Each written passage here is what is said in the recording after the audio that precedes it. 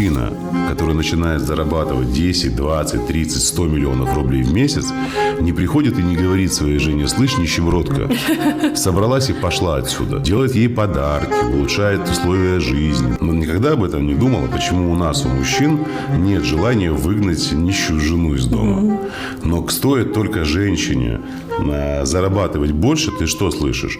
Если я все могу сама, Да, зачем мне мужик? Тут даже не с точки зрения сценариев, это, в принципе, на глубинных инстинктах наших, ну, так скажем, в животном мире самец добивается самки через пищевые подношения и через обеспечение безопасности. С тех времен ничего не изменилось, поэтому я здесь не вижу никакого противоречия. Женщина бывает зависима в состоянии беременности, рождения ребенка, младенца, поэтому вот как бы от мужчины ожидается вот это обеспечение безопасности и обеспеченности вот в этот период времени. Это нормальная здоровая реакция.